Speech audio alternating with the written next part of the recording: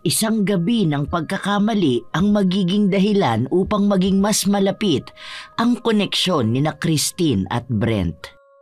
Dahil sa ibinalita ng dalaga kay Brent ang pagdadalang tao niya, muli silang nagkita makalipas ang ilang buwan, kung saan sumailalim sa mahika ang binata upang maging sunod-sunuran sa pag-ibig. Ano nga kaya ang magiging mas malaking dulot ng itim na mahika sa isang tao?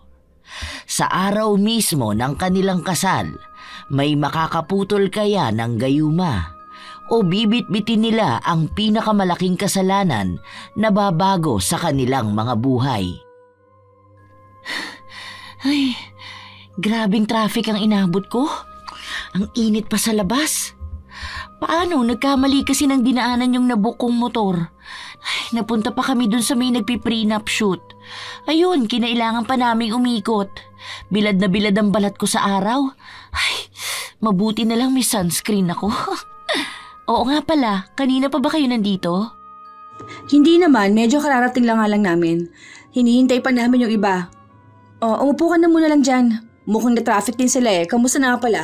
Balita ko malapit na rin ang kasal mo. Oo, inaasikaso pa namin. Hindi pa kasi kami sigurado kung saan ba ang venue.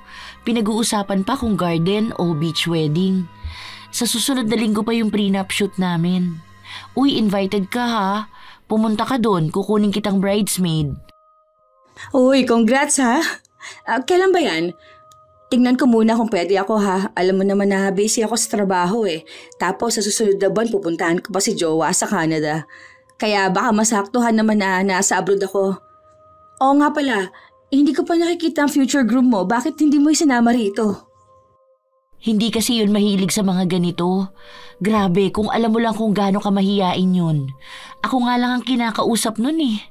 Pasalamat na lang din dahil iwas sa babae. Hindi friendly at hindi palakibo.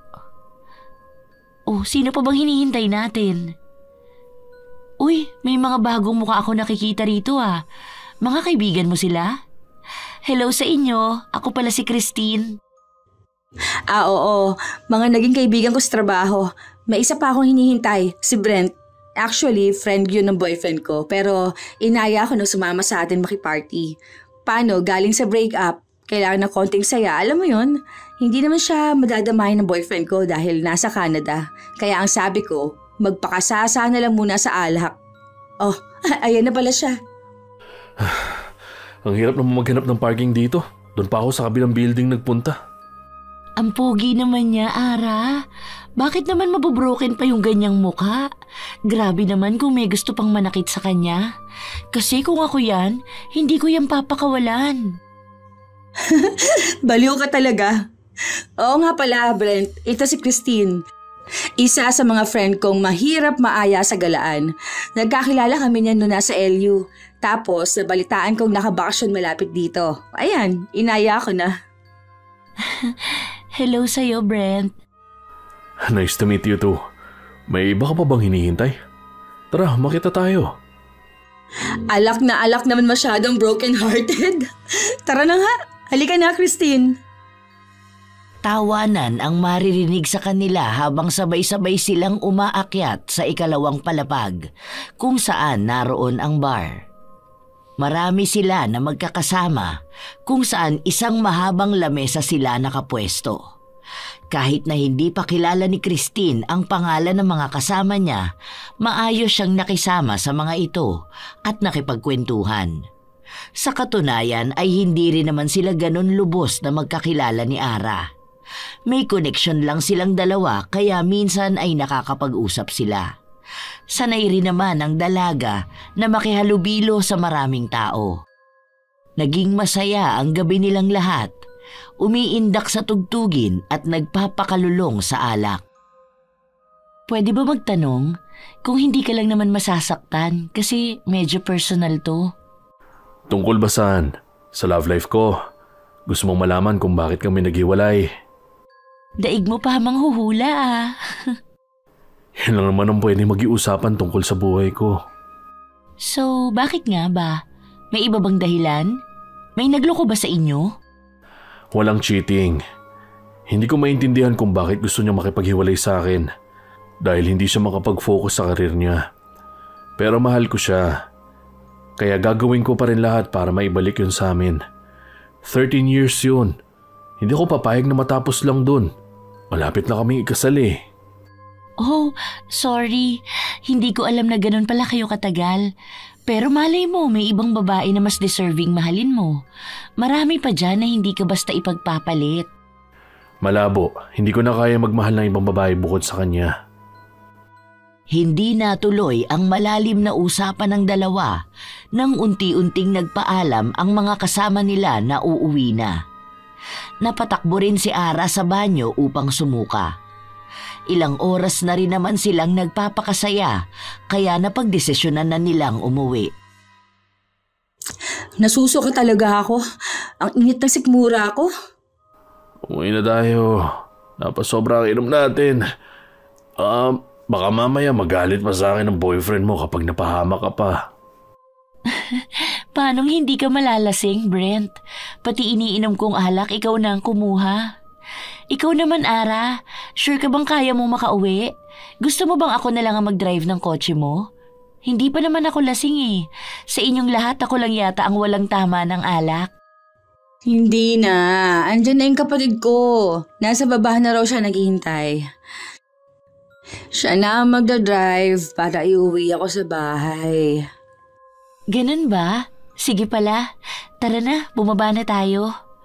Oh, magdahan-dahan ka lang baka malaglag ka. Hoy, isa-isang hakbang lang. Naku, tayong dalawa talaga ang gugulong dito. Saan ka ba sasabay umuwi, Christine? Kaya mo bang makauwi ngayon? Kung gusto mo, sumabay ka na sa akin. Doon ka na lang muna sa bahay matulog. May isang bakanteng kwarto naman kami. Hindi na. Magbubuk na lang ako. Malapit lang naman ang hotel ko rito eh. Okay lang ako. Huwag ka mag-alala. Ay, ayan ba yung kapatid mo? Ikaw yung kapatid ni Ara, no? Lasing na lasing. Mukha na bigla yata sa alak. Ingat kayo sa pag-uwi, ha? Dahan-dahan sa pagmamaneho. Ang bigat pala ng babae na yun. Sumakit ang braso ko. Sandali, anong oras na ba? Makakapag-book pa kaya ako nito? Ayoko naman mag-commute. Wala naman akong alam dito. Saan ka ba uuwi ngayon? Gusto mo bang sumabay na lang sa akin? Feeling ko hindi ako safe kapag ikaw ang magmamaneho. Lasing na lasing ka na. Ano ba yan? Mukhang ako pa maghahatid sa'yo pa uwi. Ano ka ba? Kaya ko magmaneho. Halika rito. Sumunod ka sa akin. Kunin natin ang kotse ko. Ang naalala ko, doon ako nagpark. Ay! Yan na nga ba ang sinasabi ko eh. Kaya mo magmaneho, sarili mo na nga lang kusa mo pang ibinabangga sa poste. Naku, delikado talaga. Akin na ang susi ng sasakyan mo. Ako na ang magmamaneho. Grabe naman kasi kung uminom ng alak. Walang nagawa si Christine kundi ang ipagmaneho ang binata pabalik sa kondo nito. Ang akala niya ay doon lang natatapos ang lahat pero hindi na kinaya ni Brent na maglakad mag-isa kaya inalalayan niya ito papasok ng kondo. Hinanap niya kaagad kung saan niya maaaring iwan ang binata. Napukaw naman ang atensyon niya ng kwartong nakabukas kung saan doon niya inihiga si Brent. Sabay silang bumagsak sa kama dahil hindi rin niya binibitawan ang binata. Bitawan mo na kaya ako. Masyado ka nang nawiwili sa panananching mo sa akin, ha? Hoy, Brent. Oh, tingnan mo. Inilalapit mo pa talaga yung mukha mo sa akin. Gusto mo ba akong halikan? Napakaganda mo. Para akong nakakakita ng Diyosa na ibinigay ng langit para sa akin. Impluwensya na rin ng alak. Hinigit ng binata si Christine at mariin itong hinalikan. Hindi naman tumanggi ang dalaga. Ginantihan niya rin ito ng mas mapusok na halik. Naging mainit ang kanilang gabi. Pinagsaluhan ang sarap ng magdamag. Kinaumagahan, naunang nagising si Brent. Inalis niya ang pagkakayakap sa kanya ni Christine bago siya tumayo na hawak ang ulo. Bad trip naman. Bakit ba ang dami ko ininom na alak kagabi? Anong oras na? Late na ako. Hindi ko na naman napuntahan si Prim sa bahay nila. Paano namin maayos ang relasyon namin? Sino ba tong katabi ko? Sandaling nagising si Christine. Inangat niya pa ang kumot na bumabalot sa katawan niya bago siya umupo. Gising ka na pala? Anong oras na ba? Hindi na ako nakabalik sa hotel ko. Umalis ka na ngayon. Ha? Ganun na lang yun? Kung paalisin mo ako ngayon, parang hindi ka nakiusap sa akin kagabi na magstay muna ako sa tabi mo. May nangyari pa sa atin. Pwede ba? Masakit ang ulo ko. One night stand lang ang nangyari sa atin. Impluensya lang yun ng alak. Umuwi ka na sa inyo. Dahil baka naghihintay na sa'yo ang sinasabi mong fiancé mo. Iwan mo ako rito. Ayoko makita ang mukha mo. Hindi na kumibo si Christine. Umalis siya ng kondo nang hindi niya kinakausap pa ang binata. Wala lang din naman para sa kanya ang isang gabing nangyari sa kanila dahil mangilang beses na niyang nagawa yun sa bawat lugar na pinupuntahan niya. Naging maayos at mabilis ang takbo ng panahon. Nanatili sa nakaraan ang nangyari sa kanila. Dahil matapos nun ay wala na silang naging kahit na anong komunikasyon hanggang sa nakipagkita si Christine sa kaibigan niya. Ay, may pasensya na. Katatapos lang ng meeting namin. Napaghintay yata kita na matagal. Bala ko pa nga sana na mag-undertime kaso ang dami naming inaasikaso ngayon sa trabaho eh. Tambak talaga ako ngayon. Alam mo bang, bala ko pa sanang magtagal sa Canada kaso tawag sila ng tawag sa akin para bumalik na sa trabaho. Hindi, okay lang. Ako na nga ang may kailangan sa'yo. Inistorbo pa nga kita eh. Umupo ka na lang muna dyan. Tungkol ba sa anong mahalagang bagay na sasabihin mo sa akin? Tungkol ba yan sa kasal mo? Malapit na ba? Hindi yun. Naalala mo ba yung lalaki na kaibigan ng boyfriend mo? Yung nakasama natin noong September 15? Yung sinasabi mo na broken-hearted? Oo, si Brent. Bakit? Alam mo ba kung nasaan siya ngayon? Alam ko kung saan ang kondo niya kasi galing na ako dun. May nangyari pa nga sa amin nung gabi na yon. Pero nung nagpunta ako dun kahapon, wala na raw siya ron. Hindi ko alam kung saan ko siya hahanapin. Wala akong alam na kahit ano tungkol sa kanya. Kaya sa'yo ako nagbabaka sakali. Baka lang alam mo kung nasaan siya. Wala na talaga siya doon. Dahil ibinenta na niya yon. Pinayuhan kasi namin siya na ibenta na dahil doon sila tumira na ex niya. Para sana makapag-move on na rin siya. Ano bang kailangan mo sa kanya? May atraso ba siya sa'yo? Isa pa, hindi ko alam na may nangyari sa inyo ng gabing yon. Hindi ko kasi ipinaalam kahit kanino. Dahil, alam mo na, ikakasal na ako nung panahon na yon. Ayoko naman makaapekto sa relasyon namin ng fiancé ko. So, bakit mo nga siya hinahanap? Anong kailangan mo sa kanya? Gusto kong sabihin sa kanya na nagbunga ang isang gabi na yon. Buntis ako at si Brent ang ama. Ha? Sigurado ka ba niya sa sinasabi mo?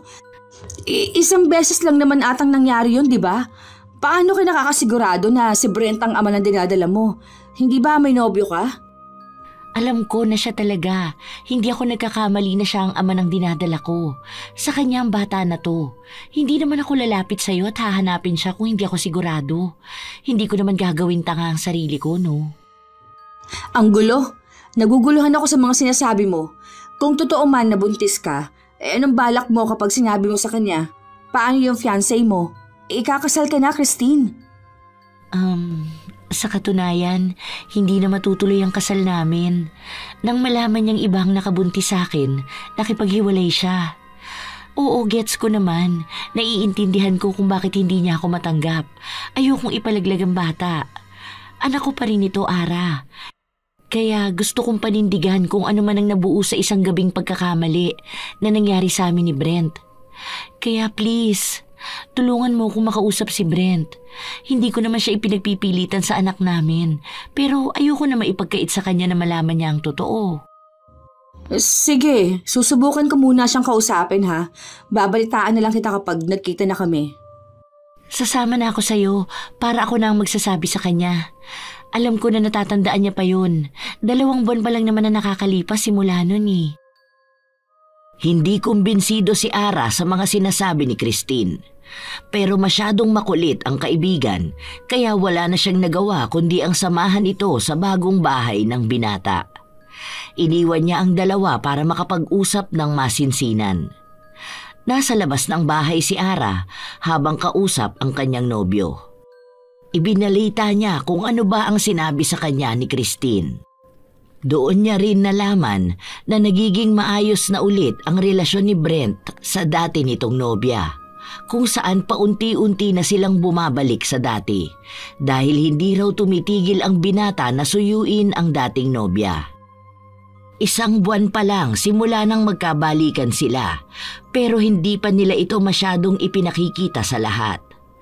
Ang nobyo lang ni Ara ang nakakaalam na nagpaplano na rin ang dalawa na ituloy ang naudlot nilang kasal. Naku, kapag nalaman ng girlfriend ni Brent na nakabuntis siya, baka tuluyan na sila maghiwalay. Ano na kayang naging usapan na ng dalawa? Makapasok na nga sa loob. Pagbukas ni Ara ng pinto, sakto naman na binuksan din yun ni Christine.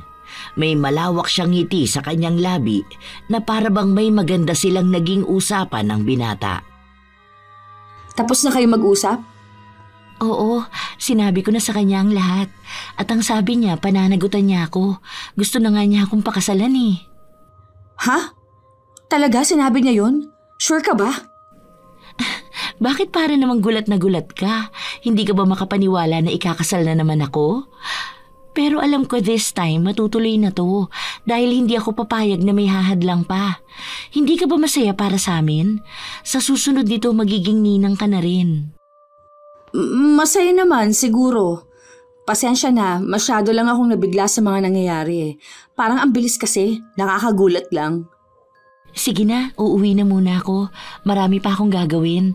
Salamat nga pala sa pagsama sa akin dito ha. Mabuti na lang mabait ang kaibigan mo dahil isa siyang lalaking may paninindigan. Handa niyang gawin ang lahat para lang mabigyan ng magandang buhay ang magiging anak namin. Naiwan si Ara na nakatulala sa tapat ng bahay ni Brent. Hindi pa rin maproseso ng kanyang utak kung ano nga ba ang nangyayari.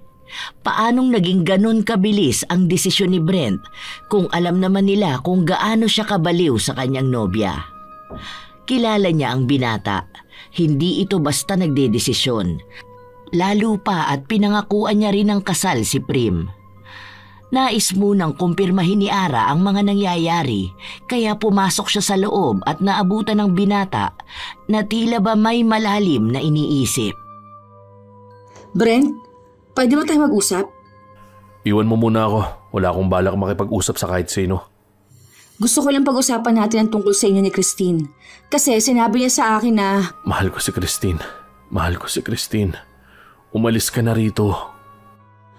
Ayos ka lang ba? Bakit parang may kakaiba sa'yo? Si Christine lang ang gusto kong pakasalan. Siya lang ang babaeng mahal ko. Mangilang beses pang itinulak ni Brent ang kaibigan para makalabas ng bahay. Paulit-ulit niyang binabanggit na mahal niya si Christine at tila ba nawawala sa kanyang sarili. Ilang beses pang kumatok sa pinto ang dalaga pero hindi siya pinagbubuksan. Kaya sinabi niya sa kanyang nobyo ang mga nangyari. Dahil matalik na kaibigan ng kanyang nobyo si Brent, maaaring ito lang ang kayang kumausap sa kanya. Sa nagdaang mga araw, nabalitaan na lang ni Ara na nagsasama na sa iisang bubong sina Christine at Brent. Labis ang pagtataka kung paano naging ganun kabilis magdesisyon ang lalaki. Lalo na at duda maging si Ara sa dinadala ni Christine. Kahit sabihin na magkaibigan sila, hindi sila lubos na magkakilala.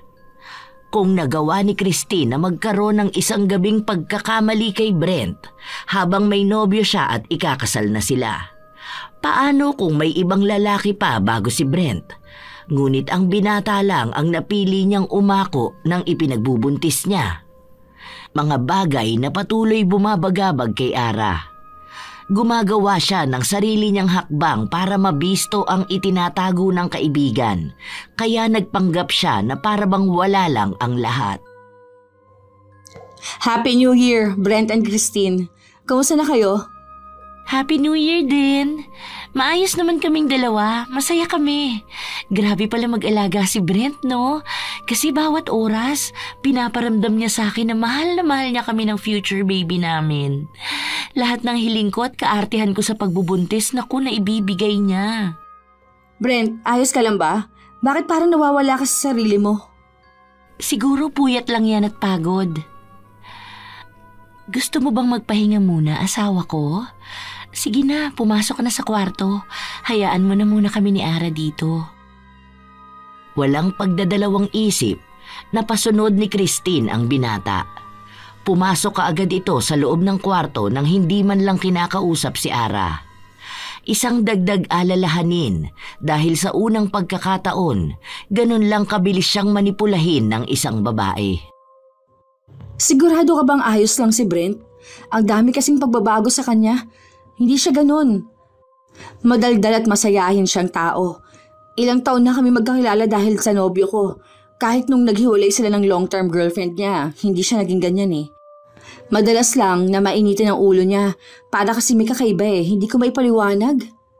Nakaka-offend naman ang mga sinasabi mo. Anong pinapalabas mo? Nagbago ang ugali ni Brent dahil sa akin? Hindi ko naman siguro kasalanan na ayaw niyang makipag-usap sa ibang tao. Ang gusto niya kasi, ako lang ang nakakakita ng saya niya. Hindi ba pwede yung ganon? Nagbabago siya para sa pamilyang binubuo namin. Hindi naman porket kaibigan siya ng boyfriend mo, kilala niyo na talaga siya ng lubusan. Pati ang boyfriend ko ayaw na niya makausap. Doon pa lang may kakaiba niya eh. Imposible dahil ilang taon na sila magkaibigan. Simula pa ng mga bata sila. Sanggana nila ang isa't isa. Kaya paanong ganun kabilis na mag-iba ng timpla si Brent? Dahil alam ko kung ano mga pinagsasasabi ng boyfriend mo kay Brent.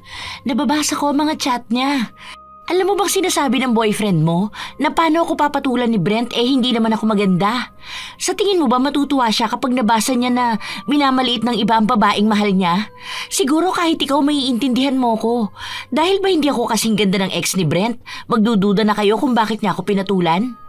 Tinanong ko siya ng ilang beses at ang sabi niya, ako lang ang mahal niya dahil sa akin niya nakuha ang pag-aalaga at pagmamahal na hindi niya nararanasan noon. Kaya wala yan sa itsura. Mas mabait at mas maalaga ako kaysa sa dati niyang girlfriend.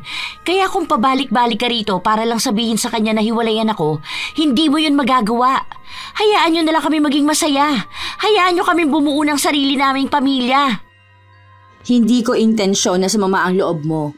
Ang sa akin lang, pakiramdam ko may nangyayaring kung ano kay Brent. Hindi nga namin alam baka ginayuma mo siya. Ayan, lumabas din sa bibig mo. Ang plastic mo, pupunta-punta ka rito para makibalita. Yun pala may iba ka nang iniisip tungkol sa amin. Hindi ko siya ginayuma. Mahal niya ako at yun ang pinanghahawakan ko. Lumayas ka rito! Pinaalis ni Christine ang kaibigan at pinagsabihan na pinuputol na niya ang ugnayan nila. Huwag na rin siyang babalik sa bahay nila kung paulit-ulit lang na ipapamukha sa kanyang hindi siya dapat mahalin ni Brent. Nagbanta rin si Ara na malalaman niya rin kung ano ang lihim niya. Sa oras na mapatunayan nilang ginayuma niya lang si Brent, sila mismo ang gagawa ng paraan para maalis ang mahika na ginawa niya. Bakit ba lahat sila humahadlang sa aming dalawa? Mahal namin ang isa't isa at walang kahit na sinong makakapaghiwalay sa amin. Akin lang si Brent. Handa akong kalabanin silang lahat. Huwag lang nilang kunin sa akin ang lalaking mahal ko. Buo sa kalooban ni Christine na hindi siya iiwan ng kasintahan at wala siyang pakikinggan na kahit sino sa mga taong pilit na lumalapit sa kanya. Sa paglipas ng mga araw, hindi nagparamdam si Ara. Pero alam ni Christine na may ginagawa itong plano laban sa kanya. Tingnan mo to, asawa ko. Bagay siguro sa akin ang ganitong gown, no? Ano ba sa tingin mo? Ikaw kaya ang pumili kung anong mas maganda sa akin. Sa ganda mong yan, kahit anong suotin mo, bagay naman sa'yo. Kaya huwag ka mag-alala. Kahit anong gown ang piliin mo, ikaw pa rin ang nag-iisang pinakamaganda sa paningin ko. Ayan ka na naman Huling-huli mo na naman ang kiliti ko. Nakakainis ka talaga. Panay ka bola sa akin. Ayan na, feeling ko tuloy para na akong pang Miss Universe. Gandang-ganda na naman ako nito sa sarili ko. Mas maganda ka sa lahat, asawa ko. Hindi kita mamahalin ng ganito kung hindi ko nakikitang higit ka sa kanila. Mahal mo ba ako? Mahal na mahal kita. Hindi ko kayang mabuhay na wala ka. Kaya huwag kang mag-alala.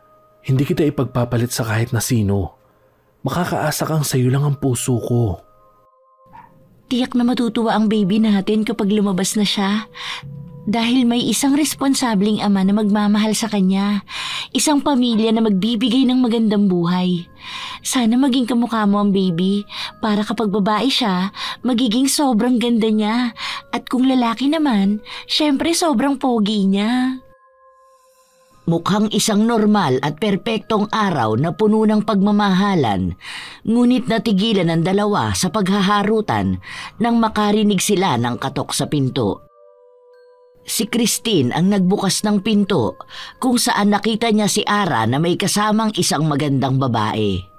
Di hamak na mas maputi, makinis at mas balingkinitan ang katawan ng babae. Kilala ni Christine kung sino ang kasama ni Ara. Ito ang dating kasintahan ni Brent. Anong ibig sabihin nito? Anong ginagawa niyo sa bahay namin? Talagang nagsama ka pa ng ibang babae para lang magulo ang relasyon na iniingatan namin? Bakit hindi mo nalang pinanatili ang pananahimik mo? Masaya na kami. Gusto lang sanang makausap ni Prim si Brent. Bigyan mo sila ng kaunting pagkakataon para sa closure. Para saan pa? Para kumbinsihin na bumalik si Brent sa kanya? Niloloko mo ba ako sa closure na yan? Ara, alam mo ba ang ginagawa mo? May bago na si Brent, tapos dinadala mo pa rito ang ex niya? Para ano? Para sirain ang relasyon na meron kami? Babae kayo, pero bakit kayo mismo ang gumagawa ng paraan para makaramdam ng sakit ang kapwa niyo babae? Hindi to makatarungan. Pinagtutulungan niyo ako dahil lang sa ako ang pinili niyang mahalin. Wala kaming masamang intensyon. Gusto lang niya makausap si Brent. Kahit na saglit lang, pagbigyan mo kami. Nagpupumilit si Prim na pumasok sa loob. Isinisigaw niya rin ang pangalan ni Brent para lumabas. Nang bigla siyang sampalin ni Christine. Umalis na kayo rito o idedemanda ko kayo ng trespassing. Huwag na kayong babalik dito para lang guluhin kami. Masaya na si Brent sa piling ko. Bumubuo na kami ng sarili naming pamilya kaya utang na loob. Mag-move on ka na. Hindi ka na niya mahal dahil ako na ang nagmamay-ari ng puso niya. Ako lang. Padabog na isinara ni Christine ang pinto. Napahawak pa siya sa kanyang dibdib habang nakatanaw sa kinauupuan ni Brent. Alam niyang hindi sila titigilan ni Naara at ni Prim. Kapag nagkataon, maaaring mabawi pa sa kanya ang nobyo. Hindi papayag si Christine na mawala pa ang lalaking mahal niya. Malaki ang posibilidad na magbago ang isip ni Brent kapag nakita niya ang dating kasintahan. Lalo pa at ito naman talaga ang kilala ng puso niya na natatabunan lang ngayon ng mahika. Ano nangyayari sa'yo, asawa ko? Bakit parang takot na takot ka dyan? Halika nga rito, sino bang kaaway mo dyan sa labas?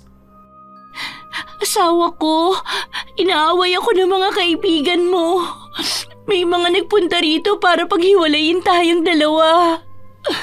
Huwag mo ko iiwan, ha? Huwag kang sasama sa kanila. Ako lang dapat ang mahal mo. Kami lang ni baby ang pipiliin mo, di ba? Ano bang sinasabi mo? Hindi kita iiwan. Sa ilang tumitibok ang puso ko. Ipangako mo sa akin na walang kahit na sino ang makakapagpabago ng isip mo para pakasalan ako. Ipangako mong ako lang ang pipiliin mo kahit na anong mangyari. Oo, ikaw lang at wala nang iba. Hindi magbabago ng kung sino ang pagmamahal ko sa'yo. Sa mga salitang binitawan ng binata, napanatag si Christine. Alam niya na malakas pa rin ang bisa ng gayuma na ginamit niya sa binata. Hindi ito basta-bastang mawawala dahil lang sa pagsulsol ng ibang tao. Ngunit kailangan pa rin mag-ingat ng dalaga dahil may malaking epekto pa rin kay Brent kapag nalaman niyang nasa ilalim siya ng mahika. Ilang beses na bumalik sina Prim at Ara pero hindi ito pinagbuksan ni Christine. Humihingi na rin siya ng tulong sa barangay para ipagtabuyan ng dalawa palayo. Lahat ng bagay na maaaring makapagpaalala kay Brent sa dati niyang kasintahan ay inalis ni Christine. Sinunog niya ang mga litrato nila. Kontrolado niya ang lahat sa binata. Hanggang isang araw, nakatanggap ng tawag ang dalaga. Hello? Bakit pa tumawag ka pa sa akin? Gusto ko lang ipaalam sa'yo na may kumukontra sa gayuma na ginawa mo sa iyong nobyo. Alam mo na ba yon? Mag-iingat ka lalo't na't paubos na ang bisa niyan. Kilala ko na kung sino ang mga yon. Mga buwisi talaga, hindi na kami tinigilan. Hindi na lang sila maging masaya para sa amin ni Brent. Alam ko na gagawin nila ang lahat para lang maalis ang gayuma sa kanya. Pero naniniwala akong mas malakas pa rin ang ginawa mo. Hindi naman nila kayang labanan ng malakas na ritual na ginawa ko. Pero binabalaan kita. Alam mong 3 buwan lang ang bisa ng gayuma. Sa oras na mawala na yan ng bisa, babalik na si Brent sa dati niyang kaisipan. Hindi mo na siya magagawang paikutin sa mga kamay mo. At ang kapalit ng pagmamahal na yan ay ang labis na suklam na mararamdaman niya sa'yo. Mag-iingat ka palagi sa mga desisyon mo, Iha. Dahil ikaw ang sasalo niyan. Oo na, ako nang bahala.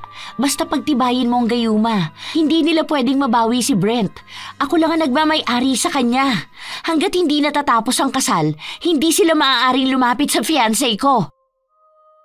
Dahil sa nalaman ng dalaga, gumawa na siya ng mas mabilis na hakbang para makalayo sa mga taong sumisira ng relasyon nila. Ilang linggo na lang din ang nalalabi para mamanipula niya ang binata. Kailangan niyang gumawa ng mas mabilis na hakbang para hindi na makawala pa ang minamahal. Marami na siyang naging plano at lahat yon ay magaganap sa lalong madaling panahon. Yes, please. Pakisettle na lang po lahat. March 10 ang kasal namin. 2 araw na preparasyon lang ang ibinigay niya para sa mag-aayos ng kanilang kasal. Ang orihinal nilang plano sa kasal ay gaganapin sa Disyembre, ngunit ngayon na maraming sagabal sa plano niya, kailangan niyang magmadali. Dagdag pa ang sinabi sa kanya ng matanda na may hangganan lamang ang bisa ng gayuma. Kung hindi agad magaganap ang kasal, baka wala nang mangyari kapag nakabalik na sa dating katinoan ang kasintahan. Asawa ko, excited ka na ba sa kasal natin bukas? Wow, ang pogi naman yan. Kaya ang daming naiinggit sa akin eh. Ang pogi ba naman ng asawa ko? Mamatay silang lahat sa inggit dahil itong pogi na to ang mismong baliw na baliw sa amin. Silang dapat na mainggit sa akin dahil magiging asawa ko ang pinakamagandang babae sa buong mundo. Hindi na ako makapaghintay na makasama ka magpalaki ng ating mga anak. Sus! Ayan ka na naman ah. Tara na nga, kailangan pa nating matapos ang prenup shoot natin. Oo nga pala, naimbitahan mo na ba ang pamilya mo na magpunta sa kasal? Bukas na kamo yun ah. Basta sila lang ang papapuntahin natin dahil alam mo naman na maraming nagagalit sa akin. Hinihintay na lang nila ang invitation. Hindi kasi nila alam kung saan ba sila pupunta. Paano ang mga magulang mo? Naimbita mo na ba sila? Nasabihan ko na sila pero hindi ko alam kung pupunta sila sa kasal ko. Alam mo naman na may sama sila ng loob sa akin, di ba? Ayos lang kahit wala sila. Ang mahalaga, nandun tayong dalawa dahil tayo naman ang magsasama habang buhay, di ba? Ha, asawa ko? Kung iniwan ka na ng lahat, asahan mong hindi ko yung gagawin sa'yo. Kakampay mo ako sa lahat. Nagpatuloy ang pagsasagawa ng plano para sa magiging kasal nila kinabukasan. May halong kaba na nararamdaman si Christine dahil baka biglang may humarang sa kanila, pero naniniwala pa rin siya sa mga pangako ng kanyang nobyo na kahit anong mangyari ay siya lang ang babaeng mamahalin niya. Natapos ang araw nila. Nagkaroon ng iba't ibang kuha ng litratong nagpapakita na ikakasal na nga silang dalawa. Nakapagbigay na rin ng paunang bayad si Christine sa mga nag-ayos ng kasal. Para maging mas pulido at ligtas na mairaraos ang kasalan, nilimitahan niya lang ang maaaring makapasok sa loob. at ipinababawal na makapasok si Ara o ang dating kasintahan ni Brent. Kinabukasan, maagang nagising si Christine. Walang paglagyan ng tuwa dahil ito na ang araw na pinakahihintay niya. Sinisiguro kong matutuloy na ang kasal na ito. Hindi ako papayag na paulit-ulit akong iiwan ng mga lalaki sa araw mismo ng kasal namin. Si Brent na ang huli. Siya lang ang makakasama kong harapin ang buhay may asawa. Huwag ka mag-alala, baby, dahil ipapanganak ka sa masayang pamilya. Makikita mo kung gaano kamahal ng daddy mo ang mami mo. Asawa ko, andiyan ka ba sa loob? Buksan mo nga muna ang pinto. Sige na please, gusto kita makita. Oh, bakit nandito ka? Mamaya pa tayo magkikita, nag-aayos pa lang ako. Hinihintay ko pa yung makeup artist. Ikaw masyado mo naman akong namimiss. Magkasama naman tayo kagabi, di ba? Dito na lang muna ako. Gusto kita makita. Hindi ko kinakaya kapag wala ka sa tabi ko. Pakiramdam ko mababaliw ako. Ikaw lang ang gusto kong nakikita. Ikakasal na nga tayo, pinapakilig mo pa ako lalo. Sige na nga, dyan ka na nga muna umupo. Oh, ayan na pala yung makeup artist. Sandali lang asawa ko ha. Mag-aayos lang muna ako. Diyan ka lang ha. Hintayin mo na tong matapos. Bakit kailangan mo pa mag-ayos? Maganda ka naman na. Palagi naman ako maganda sa paningin mo. Kahit yata nakanganga akong matulog, gandang-ganda ka pa rin sa akin.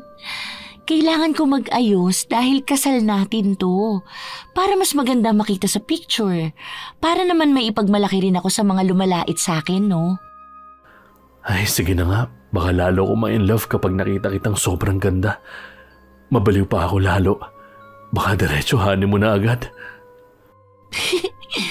Sira ka talaga. Nakakainis ka. Pinapakilig mo ako masyado. Sige na, dun ka na muna kasi. Nagsimula na ang araw nila. Habang inaayusan si Christine, nakatingin lang sa kanya si Brent. Para bang ayaw alisin ng binata kahit saglit ang paningin niya sa dalaga. Sa katunayan ay labis ding ipinagtataka ng makeup artist ang inaasta ng lalaki. Kaya napatanong ito kung paano ba sila nagkakilalang dalawa at kung gaano na sila katagal para gano'n na lang mabaliw si Brent sa mapapangasawa niya. Hindi man direktang sinabi ng makeup artist, pansin niyang hindi naman gano'n kaganda si Christine para kabaliwan. Ganyan na talaga siya noon pa man, lalo na nung unang beses niya ako nakita. Ang sabi niya nga na love at first sight siya sa akin. Simula noon hindi na niya ako tinigilan hanggang sa nauwi na kami sa kasalan. Basta alam ko lang, mahal na mahal niya ako at palagi niyang sinasabi na ang ganda ko raw. Kaya natutulalayan sa akin ngayon dahil baka naging mas maganda pa ako. Ang swerte ko, no? Kaya ang daming naiinggit sa akin eh. Kung ano-anong paninira ang pinapakalat nila. Mabuti na lang hindi naniniwala ang fiancé ko. Gusto pa sanang magbiro ng babae dahil halatang malayo ang agwat ng kanilang mga itsura para mabaliw ng ganon si Brent. Pero inisip ng makeup artist na baka bumabawi naman si Christine sa ugali na siyang minahal ng lubusan ng binata. Sa paglipas ng mga oras, nagdatingan na rin ang mga taong imbitado. Bilang lang sa daliri ang naroon, kung saan wala ang mga magulang ng binata. Tanging ang isa niya lang na kapatid ang naroroon. Nang tanungin ni Christine ang dahilan, ang sabi lang ay may emergency. Pero sa tono pa lang ng pananalita ng kapatid ni Brent, halatang hindi siya tanggap ng mga yon. Hindi pa rin kasi nila ipinapakilala ang isa't isa sa kanilang mga pamilya. Nagpatuloy na ang seremonya ng kasal kung saan walang naging aberya at walang tumutol sa pag-iisang dibdib ng magkasintahan. Hanggang sa umabot sila sa reception. Laking gulat ni Christine nang makapasok ang dating kaibigan. Sinugod siya nitong galit na galit. Ang buong akala niya ay matatapos ng matiwasay ang kanilang kasal. Ngunit hindi pa rin nawawala ang determinasyon kay Ara na mapatunayang isang mapanlinlang na pag-ibig lang ang meron sa dalawa. Ano bang ginagawa mo rito? Hindi ka naman imbitado sa kasal namin Umalis ka na kung ang gagawin mo lang ay manggulo. Tapos na kaming ikasal kaya utang na loob, lubayan mo na kami. Masaya na kaming dalawa nang wala kayo sa buhay namin. Hindi ko kayo titigilan. Dahil isa kang mapanlinlang na tao. Alam ko na ginawa mo. Ginayuma mo si Brent. Kaya ngayon, gagawa ako ng paraan para matigil ang kahibangan mo na ito. Ibalik mo siya sa tunay niyang mahal. Huwag kang maging makasarili dahil lang sa walang nagmamahal sa'yo. Teka, anong gagawin mo? Ano yung hawak mo? Tigilan mo yan! Huwag mo sirain ang masaya naming pagsasama. Special ang araw na to para sa amin, kaya huwag ka rito mag-iskandalo. Bakit? Natatakot ka na? Dahil totoo, di ba? Naginayuma mo lang siya. Walang naging masaya sa pagsasama ninyo dahil peke ang pag-ibig na yan. Minahal at pinili ka lang niya dahil samahi ka. Huwag kang ilusyonada, Christine. Nagkagulo ang mga tao matapos na mag-away ang dalawa. Pinigilan ni Christine ang dating kaibigan na makalapit sa kanyang asawa at makagawa ng bagay na ikasisira ng pagmamahalan nila. Ngunit mas nanaig si Ara. Nakalapit siya kay Brent at sinabuyan ito ng asin. Sandaling nabalot ng katahimikan ang buong paligid. Nakakaramdam ng panghihina si Christine pero hindi niya maaaring ipahalata. Kailangan niyang manindigan. Ano to? Anong nangyayari? Brent, naaalala mo na ba ang lahat? Nagising ka na ba sa panggagayuman niya sa'yo? Niloko ka ng babae na yan. Sumailalim ka sa mahika para lang mahalin at pakisalan siya. Alam mo bang ilang lalaki na ang ginayuman niya, pero lahat ay iniwan din siya. Ngayon, ikaw ang lalaking na ikasal sa kanya.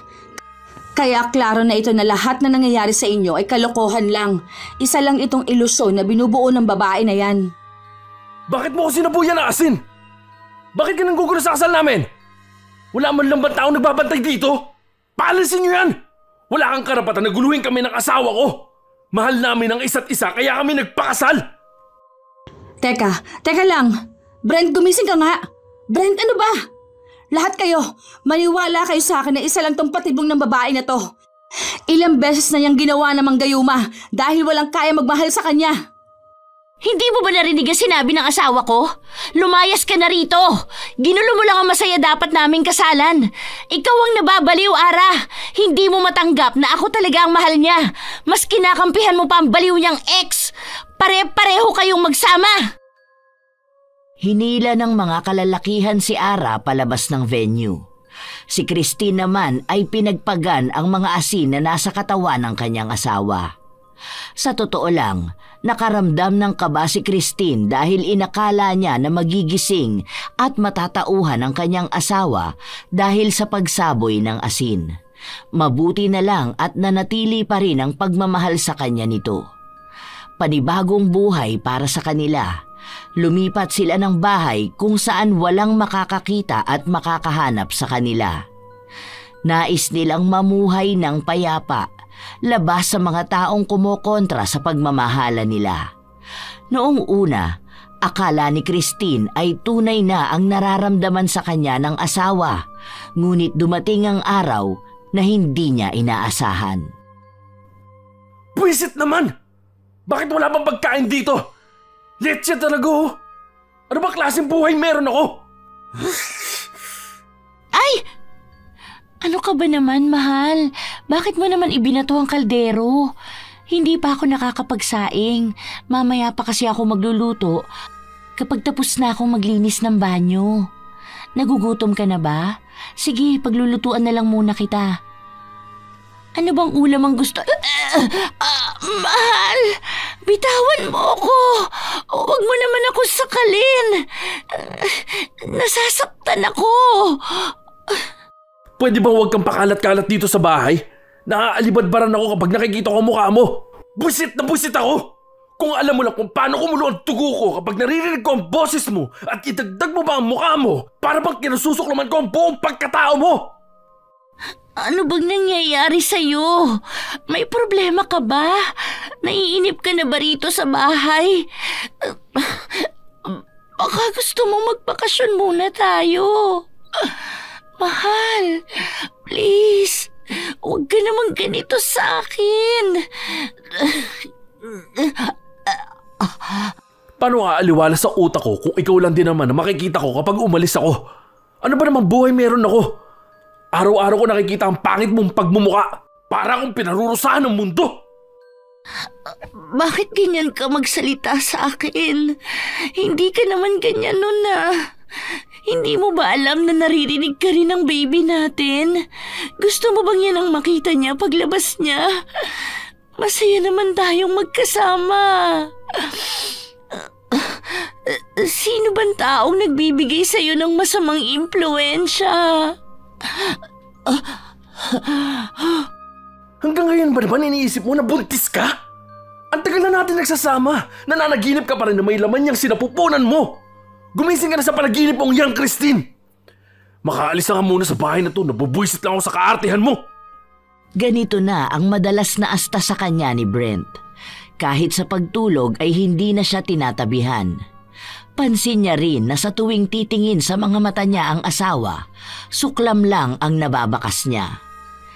Dahil sa takot na baka masira ang kanilang pagsasama, nagpunta si Christine sa dating nagbigay ng gayuma sa kanya. Nais niyang bigyang ayos pa ang unti-unting nalalamatan na relasyon nila ng kanyang asawa. Pwede mo pa ba ulit akong tulungan? Hindi ko alam kung anong nangyayari sa asawa ko. Wala na siyang pagmamahal para sa akin. Galit na galit siya sa tuwing nakikita ko. Madalas niya akong saktan. Pati ang mga pananalita niya, masyado nang dumudurog sa puso ko. Hindi naman siya dating ganun. Pakiusap, tulungan mo ko. Alam mo ang dahilan kung bakit ganyan kanya pakitunguhan, Christine. Dahil wala na ang bisa ng gayuma. At ang pagmamahal na nararamdaman niya sa iyo noon at mga ilang beses na bilang ng galit ang kapalit. Sumailalim siya sa mahika. Kaya lahat ng pinaparamdam niya sa iyo ngayon ay kung ano nararamdaman niya bago mo siya nagayuma.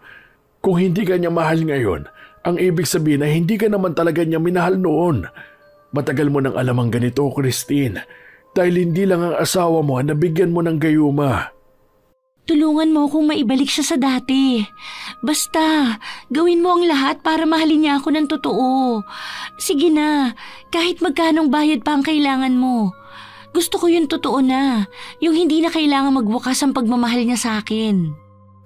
Ginawa na natin yan noong nakaraan, pero wala naman nangyari, hindi ba? At ang pinakamalakas na gayuma na ang ginagawa mo sa kanya. Kaya nga pinakasalan ka niya. At ang pinapagawa mo sa akin na mahalin ka niya ng tunay, hindi ko kaya yun. Walang may kayang gawin yan sa isang tao dahil ang tunay na pagmamahal ay kusang nararamdaman. Kung mamahalin ka niya, hindi mo na kailangang magmakaawa sa mahika. Pero gusto kong mahalin niya ako habang buhay. Gusto ko, akin lang siya. Iyon naman na siya, Christine. Pinakasalan ka na niya. Nakabuklod na ang mga kaluluwa ninyong dalawa. Kaya hindi na kayo mapaghihiwalay pa. Iyon na lang ang panghawakan mo. Sikapin mo na lang na makuha ang pagmamahal niya sa tamang paraan. Dahil hindi naman na siya makakawala sa kasal na mayroon kayo. Kung magagawa ka niyang bigyan ng pag-ibig, maaayos mo ang relasyon niyo. Pero kung ipapagawa mo sa akin yun, pasensya ka na, hindi ko kaya. Bigong umuwi si Christine sa kanilang bahay, kung saan naabutan niyang may pares ng sapatos sa labas. Pambabae yun, kaya alam niyang may ibang babaeng nasa bahay nila. Mabibigat ang yabag niyang pumasok sa loob ng bahay, kung saan niya naabutan sa akto ang asawa niyang nakikipaglandian sa ibang babae, sa loob pa mismo ng kanilang kwarto. Walang yakang babae ka! Malandi ka! Mga agaw ka ng asawa! Dapat sa'yo kinakalbo! Ahas ka! Ahas! Ano ba, Christine? Bitawan mo nga siya. Baka masugatan mo pa maganda niyang muka. Pagbihis ka na at umalis. Mamaya na lang tayo mag-usap. Iwasan mo tong baliw kong asawa. Ano bang ginagawa mo, Brent? Binababoy mo ang kasal natin. Nagsama ka ng ibang babae sa bahay natin. Hindi ka ba nahihiya? At ngayon, siya pa ang kinakampihan mo? Ako ang asawa mo! Dapat maging tapat ka sa sinumpaan nating pagmamahalan! Nahihiya ako. Nahihiya ako na ikaw ang pinakasalan ko. Alam mo, kaya ako pabalik-balik dito? Dahil lang sa kasal na mayroon tayo. Pero hindi dahil mahal kita.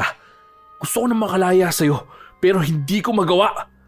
Dahil sa tuwing nakikita ko ang pagmumukha mo, nabubuhay sa akin ng galit. Gusto kitang patayin kung alam mo lang. Nanginginig ang laman ko sa tuwing nararamdaman kong presensya mo. Brent, parang awa mo na. Ayoko na. Nasasaktan ako. Bitawan mo ako. Bakit ba hindi mo ako kayang mahalin? Dati naman mahal na mahal mo ko. At ang sabi mo, ako ang pinakamagandang babae na nakita mo. At ako lang ang nag-iisang mamahalin mo. Hindi mo na ba maalala mga pangako mo sa akin? Hindi ko alam kung bakit ko yan nasabi. Dahil ang alam ko lang sa ngayon, nagsisisi ako na ikaw ang pinakasalan ko. Hindi ko maalala kung kailan kita pinili. At hindi ko sasabihin na ikaw ang pinakamagandang babaeng nakita ko. Alam mo kung ano ang totoo? Ikaw ang pinakamasamang nangyari sa buhay ko. Nabubuhay ako sa bangungot kasama ka. Hindi inaasahan na naitulak ni Brent si Christine, kung saan tumama ang ulo niya sa kanto ng lamesa. Bahagyang nahilo ang babae, lalo na at naramdaman niya na may dugong umaagos galing sa kanyang noo. Humingi pa siya ng tulong sa asawa, ngunit iniwan lang siya nito na parabang walang kahit katiting na pag-aalala. Kaya mag-isang nagtungo si Christine sa doktor. Nang matapalan ng sugat niya, agad na rin siyang umalis kung saan nakasalubong niya ang dating kaibigan. Kahit paano, bakas ang pag-aalala sa kanyang muka. Christine, ano nangyari sa'yo? Bakit may sugat ka sa ulo? Ayos ka lang ba? Wala ito. Huwag mo akong pakialaman. Pwede ba tayo mag-usap kahit saglit lang? Para saan pa?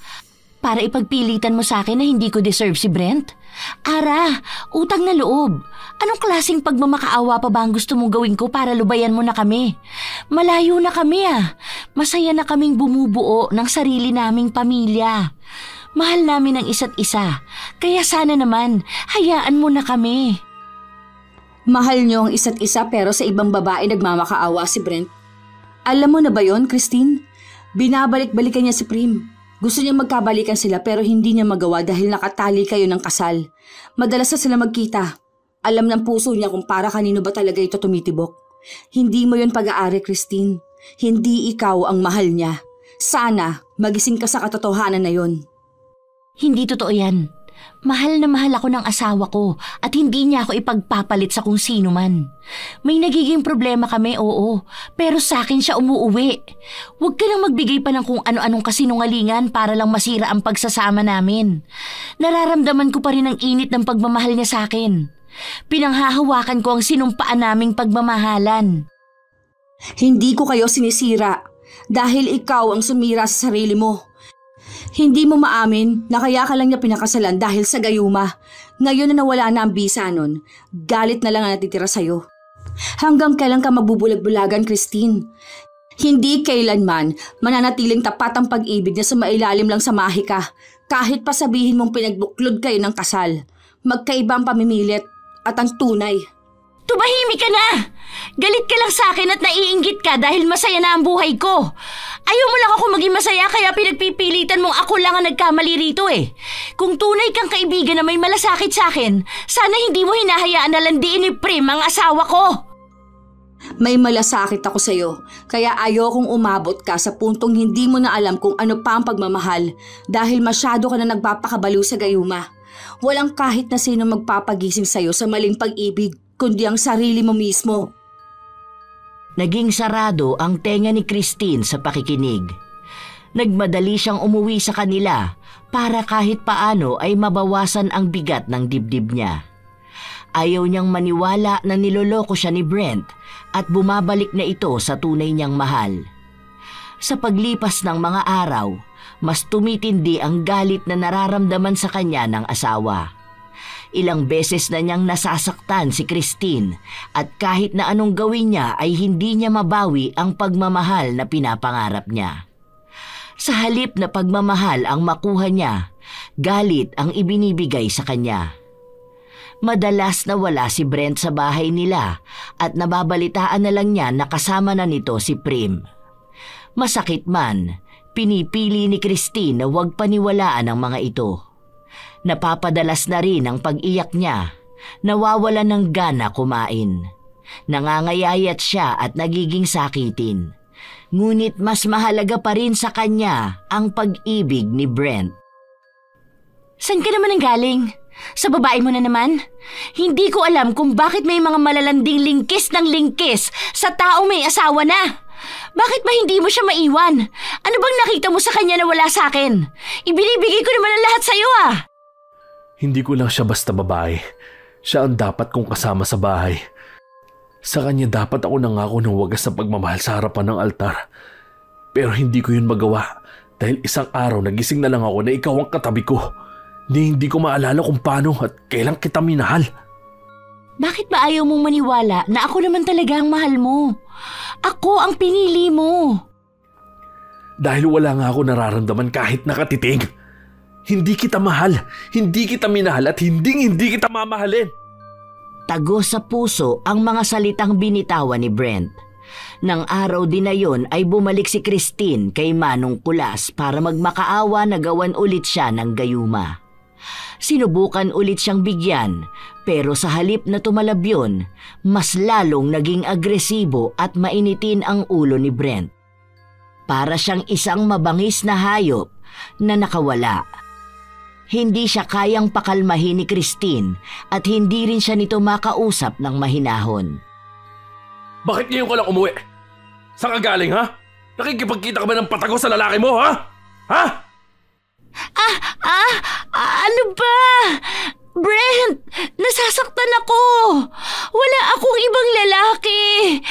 Hindi ako nakikipagkita kung kani-kanino. Ano ba yung sinasabi mo?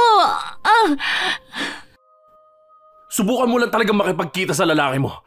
Kapag nahuli ko kayo, sisiguraduhin ko sa'yo makakarating ka ng impyerno nung wala sa oras. Pumasok ka na sa loob! Palandi-landi ka dyan sa labas. Hindi na kita maintindihan. Ayaw mong manlalaki ako, pero hindi mo naman ako tinatrato ng tama. Ikaw ang nanloloko sa akin, pero ayaw mo ako makahanap ng iba. Nararamdaman ko nagsiselos ka kasi mahal mo ko, di ba? Bumabalik na ba ang pagmamahal mo sa akin? Ano nang nararamdaman mo? Sabihin mo lang na ako ulit ang mahal mo. Handa kitang patawarin sa mga ginawa mo. Anong nararamdaman ko? Galit! Hindi ako nagsaselos. Iniiwas ko lang ang sarili ko sa kahihiyan dahil hindi ganyan kapangit na mukha ang manloloko sa akin. Buwan-buwan na lang ba? Buntis ka? Nauna pang mga anak si Prim? Samantalang nauna ka nabuntis, hindi ba? Ilang beses mo na ba yung sinabi sa akin? Tingin mo ba magagawa mo akong mapasunod dahil lang sa bata?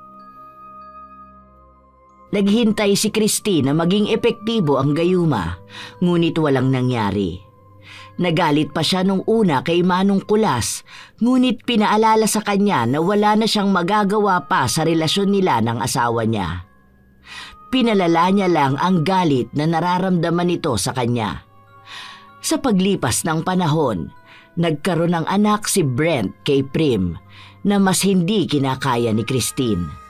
Dahil siya ang kasama, siya ang tinuturing na asawa, pero sa iba masayang bumubuo ng pamilya. Parang naroon lang siya dahil sa koneksyong hindi nila maputol-putol. Lumipat na tayo ng bahay. Papatawarin kita pero iwan mo ang babae mo. Piliin mo kami ng anak mo. Buntis ako, Brent. Buwan-buwan na lang ba buntis ka? Nauna pa mga anak si Prim. Samantalang nauna kang nabuntis, hindi ba? Ilang beses mo na ba yan sinabi sa akin?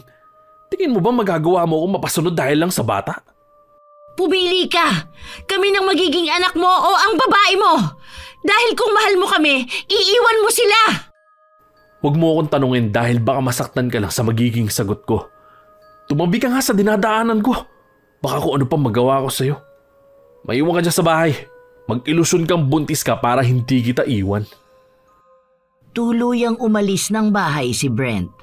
Hindi na napigilan pa ni Christine na humagulgol ng iyak dahil kahit na anong pilit at pagmamakaawa niya, siya lang ang nasasaktan kahihintay na mahalin siya ni Brent. Sa pagkakataong ito, inimbitahan ni Christine ang dati niyang kaibigan na magpunta sa bahay nila. Hindi naman tumanggi si Ara dahil matagal na niyang nais na makausap ng masinsinan ang dating kaibigan. Nagsisisi na ako sa ginawa ko. Oo na, inaamin ko ng ginayuma ko si Brent dahil gusto ko lang naman na may magmahal sa akin. Gusto ko magkaroon ng isang masayang pamilya. Mali ba yun? Alam mong maling-mali yun, Christine. Hindi mo kailanman mauutusan ng isang pusong piliin ka, lalo kung may iba naman tong minamahal. Alam kong hindi lang si Brent ang ginayuma mo. Maraming lalaki dumaan sa buhay mo. At hindi ko alam kung ilan sa kanilang sumailalim sa gayuma para lang piliin ka. Hindi lang siya. Oo na, inaamin ko na. Marami pa sila, pero lahat sila iniiwan ako kapag nawala na ang bisa ng gayuma. Ang akala ko kapag pinaramdam ko sa kanilang mahal ko sila, hindi na nila ako ipagpapalit sa iba. Pero pare-pareho lang sila eh. Dahil mahal ka lang nila kapag may bisa pa ang mahika. Hindi yun magiging tunay kahit na anong gawin mo. Bakit mo ba kasi ginawa yan? Bakit kailangan mong pilitin ng ibang tao na mahalin ka? Tapos ngayon, mas lalo pang problema na naikasal na kayo ni Brent. Dahil gusto ko ring maging maganda sa paningin nila. Ang gusto ko, ako naman ang piliin. Akala ko nung natuloy ang kasal namin ni Brent, matutuloy na rin niyang piliin ang pamilyang binubuo namin. Inaamin kong nagpanggap akong buntis para lang makausap siya. Sobrang desperado na ako nung araw na yun dahil hiniwalayan ako ng dati kong fiancé. Dapat magpapakasal na kami. Pero nagising siya isang araw na wala na ang bisa ng gayuma. Muntik na niya akong mapatay sa galit niya. Tapos bigla kong naalala nung binanggit mo si Brent. Totoong may nangyari sa aming dalawa, kaya nakahanap ako ng idadahilan na buntis ako. Wala na akong matatakbuhan nun. Gusto kong mahalin kaya ginawa ko na ang lahat. Naku po, Christine. Siguro mas mainam kung itigil mo na tong ginagawa mo. Hayaan mo may ibang tao na magmahal sa'yo ng kusa. Hindi yung namimili ka ng tao. Maawa ka sa sarili mo. Maraming bagay na pwede tayo maging masaya. Hindi lang sa pagmamahal ng isang tao natin mahahanap yun. Hindi mo kailanman mararanasan ang tunay na saya kung kailangan mo pang ipagmakaawa na mahalin ka at itrato ka ng tama. Hindi mo yan makukuha sa gayuma, Christine. Pakiramdam ko, si Brent na ang karma ko. Kahit na ayoko na magstay sa relationship namin, ayaw niya akong pakawalan. Araw-araw niyang pinaparamdam sa akin na mali ang desisyon kong pakasalan siya. Mukhang pinagbabayaran ko na ang mga pagkakamaling ginawa ko sa mga taong niloko ko noon. Paulit-ulit ako sinusunog sa impyerno at wala akong magawa para makatakas. Ngayon na unti-unting nauunawaan at tinatanggap ni Christine ang ginawa niyang pag-anib sa kadiliman para lang mahalin at piliin ang isang tao. Habang tumatagal ang relasyon nila ng asawa, nauubos na rin ang pasensya niya dahil sa pananakit ni Brent. Napapagod na ang utak niya sa pag-iisip hanggang sa nagdesisyon siyang kausapin si Manong Kulas. Susubukan ko lang ulit, Christine. Dahil hindi ko sigurado kung kaya ko ito. Dahil ito ang unang beses kong gagawin to.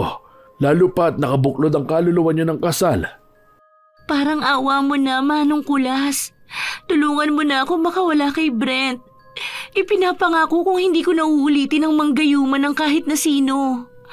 Pagod na ang damdamin ko, kakahabol ko sa pagmamahal. Inuubos na ako nito. Parang awa mo na. Gusto ko nang makalaya. Ayoko na nito. Pinagbantaan na kita noon, Iha. Na sa oras na magkaroon ng basbas ang kasal ninyo, mahihirapan ka na makawala pa sa kanya. Kahit na ayaw mo na, ang mga kaluluwa nyo ay nakabuklod na. Kahit saan ka magpunta, kahit saan ka magtago, mararamdaman ng kaluluwa ninyo ang pagnanais na magsama. Kaya kahit pagod ka na at sumusuko ka na, wala ka ng ibang pagpipilian. Pero may iba siyang mahal. Hindi naman ako ang laman ng puso niya. Parang awa niyo na, tulungan niyo ko. Ito ang pinakamalaking pagsisisi na nagawa ko sa buhay ko. Pinagpilitan ko ang pagmamahal na ito, pero gusto ko nang makalaya. Ubus na ako. Awang-awa na ako sa sarili ko. Sinubukan ng matanda ang lahat ng nalalaman niya upang mapaghiwalay ang dalawang kaluluwa na pinagbuklod ng mahika. Ngunit kahit na anong gawin niya, nahihirapan siyang gawin yon. Hanggang kailan ko ba dapat pagbayaran ng karma ko? Pagod na ako. Wala akong natitira pa sa sarili ko. Ayoko na. Utang na loob. Ayoko na. Tama na to, please naman. Nagsisisi na ako sa mga ginawa ko. Gusto ko na magkaroon ng bagong buhay. Huminto sa tapat ng bahay si Christine. Hinang-hina ang katawan. Namumugto ang mga mata sa kaiiyak. Gusto niyang tumakbo palayo, ngunit hindi na magawa ng mga paa niyang makalayo sa asawa. Ganito pala ang pakiramdam kapag wala ng pag-asang natitira. Kung ano yung sayang nararamdaman ko noon kapag maraming lalaking nagkakandara pa sa akin dahil sa paggamit ko ng gayuma. Ganun naman ako kung magdusa ngayon. Ang hirap sampalin ng karma. Hindi mo basta matatakbuhan. Ano ginagawa mo dyan sa labas ng bahay? Alam mo bang kanina pa kita hinihintay? Ano, nandiyan pa ang lalaki mo ngayon? Nasaan siya, ha? Umiintig ang panga ni Brent sa galit. Maging ang mga mata nitong nakatingin sa asawa ay parang kutsilyong kay talim. Dito na rin sumabog ang damdamin ni Christine upang lumaban sa kanya. Please, Brent, maghiwalay na tayo. Ayoko na ng ganitong relasyon. Hiwalayan mo na ako.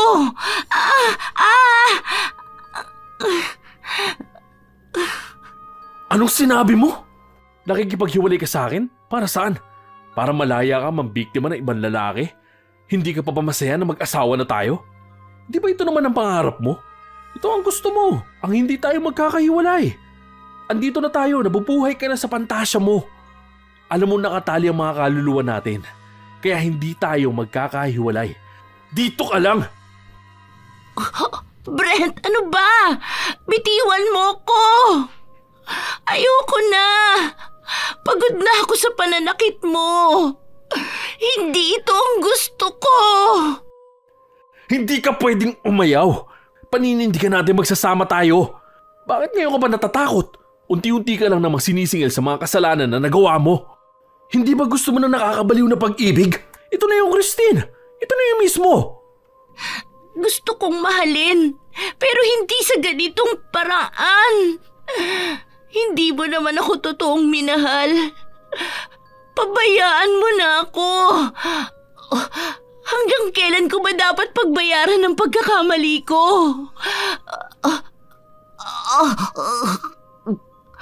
Kinakarma na ako. Ano pa bang kulang? Titigilan lang kita kapag namatay ka na. Pero tandaan mong kahit sa kamatayan, pagbabayaran mo ang mga ginawa mo! Huwag mo akong tingnan ng ganyan, Brent. Natatakot ako sa'yo. Ito ang tingin ng pag-ibig, Christine. Hindi mo magusto kapag ganito ako magmahal? Bumagsak sa sahig si Christine. Hirap makahinga dahil sa pagsakal sa kanya ng asawa.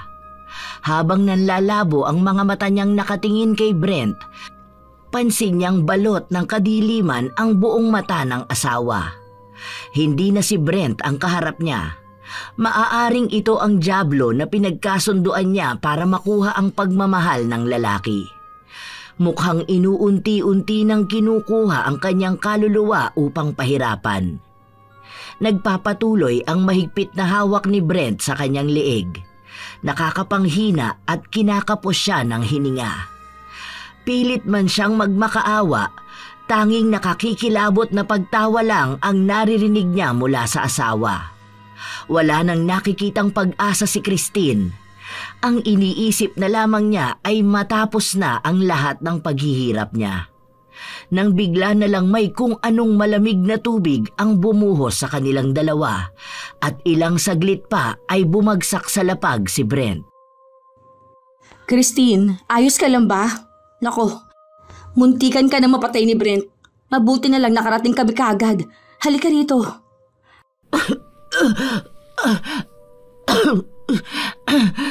Salamat, Ara. Hindi ko inasahan na pupunta ka rito. Ang akala ko ito na ang katapusan ko. Nakakatakot siya. Pakiramdam ko hindi na si Brent ang kaharap ko. Oo, kasama ko si Prim. Kagagaling lang namin sa albularyo. Nagpapatulong kami kung paano ka namin mailalayo kay Brent. Gumagawa na siya ng ritual ngayon. Sana lang, maalis na ang sumpang nakabuhol sa kaluluwa ninyong dalawa. Maraming salamat talaga. Gustong-gusto ko na makawala sa sitwasyon na to eh. Salamat sa Diyos at may pag-asa pa akong makapagbago. Natunghaya ni Christine kung paano alagaan ni Prim ang kanyang asawa. Nawala ng malay si Brent dahil na rin siguro sa lakas ng puwersa ng itim na kapangyarihang bumalot sa kanya. Doon na rin nalaman ni Christine na ang pinakamagaling na albularyo ang nakausap ni na Prim at Ara para malaman kung paano nila matutulungan si Brent na makawala sa pagkakatali ng kaluluwa niya kay Christine. Nahihirapan na rin kasi si Prim sa kalagayan nila, lalo na kapag magkasama sila ni Brent dahil halos bangungutin ang lalaki kahahanap sa presensya ng asawa niya. Ngunit kapag magkasama naman sila ni Christine, malala ang galit na nararamdaman niya. Nang araw din na yun, unti-unting nagkaroon ng pagbabago kay Brent at tila ba ang mabigat na bitbit ng tahanan nila ay nabigyan ng aliwalas. Kumusta ka na ngayon? Ano nang nararamdaman mo? May masakit ba sa'yo? Pwede naman kitang samahan sa ospital. Parang ang gaan ng pakiramdam ko ngayon. Siguro, unti-unti ko na rin pinapakawalan ng pagmamahal ko kay Brent. Kumusta na pala sila ni Prim? Ilang linggo ko na silang hindi nakikita. Akalain mo yun, makakaya ko rin palang 1 linggo na wala siya sa buhay ko. Maayos naman na silang dalawa. Inilalaban ang para sa pagmamahalan nila. Gusto mo pa silang makita? Pwede ko naman silang papuntahin dito o hindi kaya samahan na lang kita sa kanila. Kahapon kasi kausap ko si Prim. Ang sabi niya na sana maging maayos ka na at matanggap mo na ang nangyayari. Hindi raw siya galit sa'yo pero sana wag mo nang gawin ulit yan sa ibang tao. Salamat, pero hindi na muna ako makikipagkita sa kanila. Pinapaasikaso ko na rin ang annulment naming dalawa para talagang wala na kaming maiiwang koneksyon para sa isa't isa. Aalis na rin ako at magpapakalayo-layo. Basta mag-iingat ka palagi. Tandaan mo ang mga aral na nangyari sa'yo. Sa dami ng mga taong naagabyado mo noon dahil sa kagustuhan mong mahalin, sana makuha rin nilang nararapat na kapayapaan sa puso at utak nila. Salamat. Makakaya ko rin to. Ang dami kong natutunan sa mga nangyari sa akin. Hindi ko alam kung saan ba ako dapat na magsimula. Magsimula kang kilalanin ang sarili mo. Simulan mo kung paano mo mas mamahalin ang pagkatao mo. Dahil doon mo makikita kung ano ba ang klase ng pagmamahal na gusto mo. Hindi na kailangan ng sapilitan. Kung saan hindi ka na muling magpapakalulong sa itim na mahika. Nagising si Christine sa katotohanan dahil sa mga salitang sinabi ni Ara. May pagmamahal pa siya para sa dating asawa, ngunit kailangan niyang mabuhay na sarili niya naman ang iniisip. Sa dami ng lalaking nakapiling niya at nagamitan niya ng gayuma, tanging si Brent lang ang nagbigay sa kanya ng matinding aral. Noon, kapag nasasaktan siya sa isang lalaki, gagamitan na niya ng gayuma ang susunod na biktima niya. Hanggang sa nakalimutan niya na siya pala mismo ang biktima ng sarili niyang pagkakamali. Susubukan niya ulit bumawi sa sarili at maghintay na dumating ang tamang pag-ibig na hindi na kailangan pang balutin ng kasinungalingan. Ang kwentong ito ay isang orihinal na likha at hindi hango sa anumang sikat na issue, balita o pangyayari sa kasalukuyan. Anumang pagkakahawig sa mga totoong tao, kaganapan o sitwasyon ay nagkataon lamang at hindi sinadyang itugma sa mga aktwal na pangyayari. Ang mga karakter, lugar at mga detalye sa kwento ay produkto ng malikhaing pagsulat at walang layuning magpahiwatig ng opinyon at anumang koneksyon sa mga kasalukuyang issue o individual.